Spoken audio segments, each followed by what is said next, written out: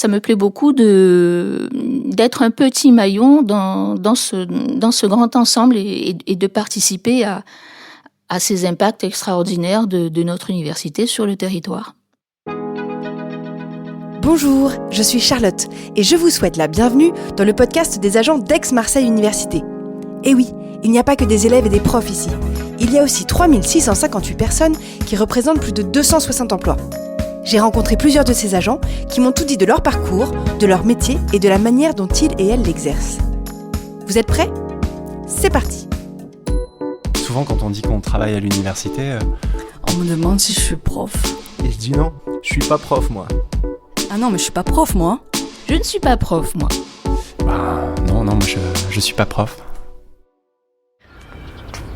Donc là, je vais rejoindre Françoise Valette. Françoise, elle est experte en indicateurs de formation et ça fait 32 ans qu'elle travaille ici à Aix-Marseille Université, qui n'était pas d'ailleurs Aix-Marseille Université à l'époque, puisque l'université actuelle est le produit d'une fusion entre 3 universités qui a eu lieu, je crois, en 2012.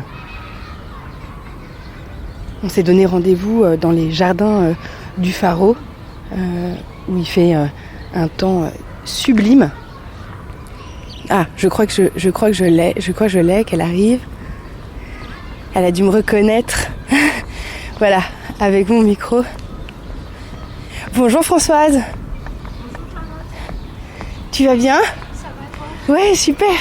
Est-ce que tu as l'occasion de venir ici de temps en temps ?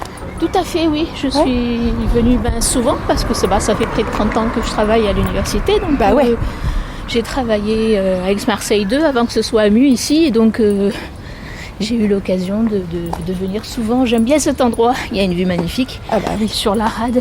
C'est pas désagréable, c'est sûr. Ah oui, donc c'était déjà des bâtiments, il y a longtemps, des bâtiments universitaires ici. Ah déjà, historiquement, ici, c'était la faculté de médecine. Ouais, d'accord. Et puis après, c'est devenu le siège d'Aix-Marseille 2. D'accord. C'était l'université de la Méditerranée à l'époque. D'accord. C'était vraiment la mémoire de l'université, là. Que ce soit Aix-en-Provence ou Marseille, ce sont de très vite.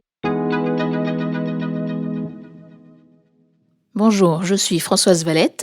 Je suis assistante ingénieure à Aix-Marseille Université. J'y suis chargée de pilotage spécialisée sur les données liées aux étudiants et aux formations.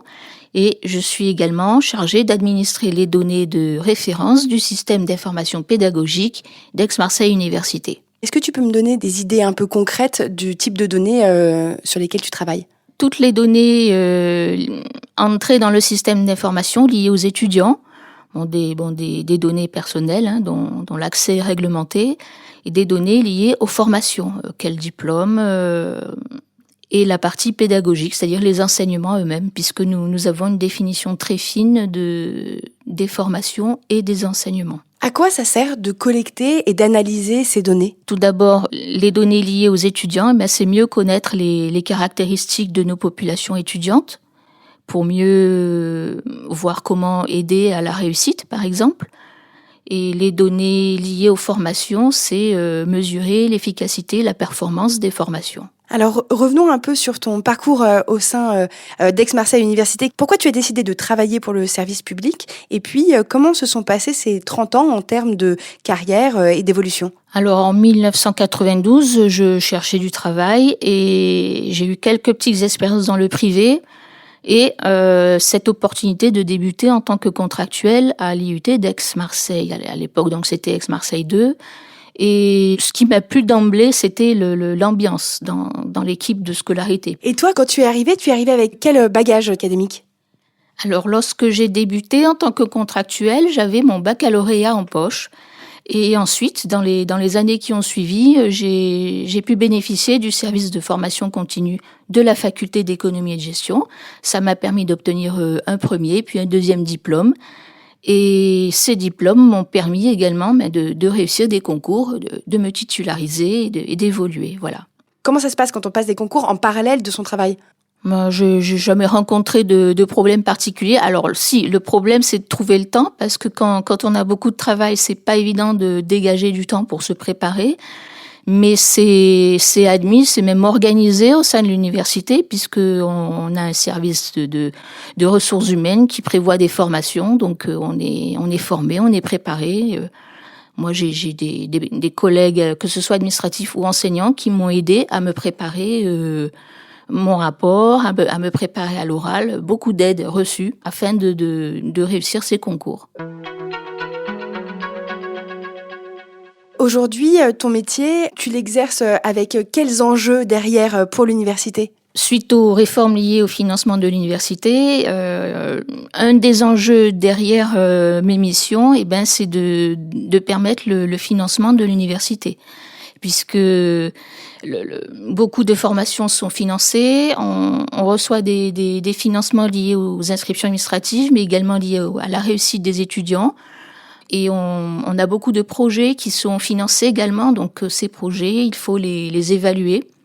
Donc beaucoup d'analyses, un très très fort accroissement du volume d'analyses demandées. Oui, en fait, ce que je comprends, c'est que à partir des résultats chiffrés de tes analyses, on peut aussi re-remplir des dossiers pour pouvoir obtenir des nouveaux financements pour l'université. Exactement. Bon, ce n'est pas la seule chose, puisque l'université travaille aussi beaucoup avec les lycées. Tous les lycées du secondaire, pour voir les élèves des lycées qui viennent chez nous, comment ils se réorientent, quel parcours ils suivent. Donc il y a un travail qui est fait également en amont et qui est évalué également. Ça dit beaucoup de l'impact d'Aix-Marseille Université sur son territoire finalement. Ben oui, puisque c'est en termes d'effectifs étudiants, Aix-Marseille Université est la plus importante de France. Et elle est très étendue sur le territoire. Il n'y a pas que Aix ou Marseille, mais il y a une multiplicité de villes autour. Aubagne, Digne, La Ciotat, Gap, Arles. Donc très implantée sur le territoire et beaucoup d'impact auprès des lycées de la région. Qu'est-ce que ça fait de travailler aussi au service des étudiants, de la formation des étudiants et par extension au service des enseignants et des enseignants-chercheurs ? J'ai toujours aimé construire, déjà le fait de construire et le fait d'aider, puisque ça m'apporte le fait d'être utile, et d'aider les personnes à renseigner leurs appels à projets pour les enseignants ou les scolarités à fonctionner. Enfin voilà, l'huile dans les rouages. Voilà. Quelles qualités sont nécessaires pour faire ton métier ? Le fait d'être rigoureux, de rechercher l'efficacité, il faut anticiper. Et il faut avoir une bonne vue d'ensemble. Parce que souvent, quand les questions nous sont adressées, tout n'est pas dit. Tout n'est pas formulé. Donc, il faut comprendre ce qu'il y a derrière la question. Il faut vraiment connaître l'objectif pour donner précisément les informations exploitables. Considérant les enjeux de ces données que tu traites et des cibles qui vont s'en saisir, est-ce qu'il y a une grosse pression au quotidien dans ton travail ? Alors une pression, oui, parce que les données, il y a toujours des échéances, donc il faut les rendre dans les temps, et des fois ça se télescope un peu, tout ça. Donc, mais bon, avec l'expérience, on apprend à prioriser et à gérer tout ça. C'est ton expérience qui t'a appris à gérer la tension, gérer la pression autour de ces données, et finalement à te concentrer sur ton métier ? L'expérience, c'est aussi la formation, puisque j'ai bénéficié de la formation, des formations proposées par la DRH en matière de gestion du stress, de gestion du temps, et ça m'a bien aidé. Qu'est-ce qui te plaît le plus dans ton métier ? J'aime bien assurer des formations. J'aime bien transmettre. Voilà, je donne des formations non seulement sur l'outil, mais sur Business Object, mais Business Object orienté sur notre outil métier. Voilà. Des formations qui sont destinées à qui ? J'assure des formations en interne au personnel de scolarité, mais également aux autres universités. Oui, donc le spectre de ton métier, depuis tout à l'heure que tu le détailles, il est quand même hyper large. Tout à fait. Même si sur le papier, j'ai pas bougé de poste, mais moi, mes missions, elles n'arrêtent pas d'évoluer. Parce que il y a beaucoup de réformes, beaucoup de changements d'outils, des outils nouveaux. Donc, c'est sans arrêt en mouvement, en fait. Dans quelle mesure la mission d'intérêt général d'Aix-Marseille Université compte dans l'implication que tu as dans ton métier ? C'est important pour moi de travailler dans une organisation qui a des enjeux de service public. Le fait d'aider les étudiants, le fait de diplômer une population, ça me paraît très important pour notre société. Donc moi j'ai trouvé une évolution très positive. Moi je connais particulièrement le campus Schumann puisque j'y travaille, mais c'était sur l'ensemble de l'université.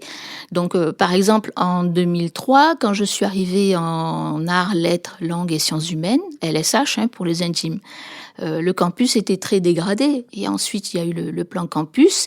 Et j'ai vu les travaux, j'ai suivi les travaux et maintenant c'est un très beau campus, mais c'est pas le seul, c'est l'ensemble de l'université qui a bien profité. Donc moi, quand j'arrive le matin sur ce campus, je suis accueillie par les cris des gamins qui sont à la crèche, puisqu'il y a une crèche sur le campus. Et quand je pars le soir, souvent j'entends jouer du piano dans le hall de la faculté de lettres. Et les étudiants qui étudient avec leur portable sur les canapés, qui ont été mis. Je trouve ça, cette évolution très positive, c'est super.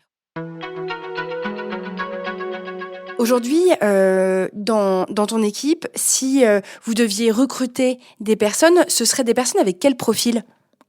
En fait, au niveau où on est, on a besoin des compétences de personnes qui ont plutôt au niveau master, diplômés de master, et avec une bonne grille de lecture de la société. Plus qu'un savoir-faire, c'est plutôt un savoir-être qu'on va rechercher au départ. On va chercher quelqu'un sur qui on peut s'appuyer, quelqu'un de confiance. On a besoin de quelqu'un qui va rechercher de la stabilité et capable de bien appréhender le fonctionnement de l'université et à l'aise avec les outils. Voilà. Quel message tu adresserais à des candidats qui pourraient te rejoindre pour travailler sur ces données ? Quel serait ton message ? C'est une université qui sait offrir une chance aux jeunes diplômés. Dans le privé, on voit souvent les annonces, ils recherchent à la fois des jeunes diplômés, mais aussi avec de l'expérience. Cherchez l'erreur. Donc, c'est une université, on forme des étudiants diplômés, donc en tant qu'employeur, c'est une université qui connaît très bien la valeur et les compétences acquises par les jeunes diplômés. Donc, il n'y a pas ce souci-là, on va jamais réclamer à quelqu'un qui vient d'avoir son diplôme de 10 ans d'expérience en même temps, quoi. Bon, c'est bon. Mais voilà, mais au-delà de ça, c'est surtout l'opportunité et la multiplicité des emplois et des possibilités offertes. Et c'est vraiment une université qui cherche à lutter contre les inégalités, les discriminations. Et ça, c'est quelque chose que j'apprécie beaucoup aussi. Pour moi, l'université, ce serait plutôt une vaste opportunité, un champ des possibles pour quelqu'un qui démarre. Puisqu'en termes de variété d'emplois ou variété de sites ou de disciplines, voilà, c'est vraiment un champ des possibles. Un grand merci à Françoise pour son temps et ses explications. À présent, allez donc écouter les autres conversations que j'ai eues avec Pierre, Élodie ou encore Nassim et découvrez avec eux toutes les possibilités d'emploi qui existent ici, à Aix-Marseille Université. À très bientôt.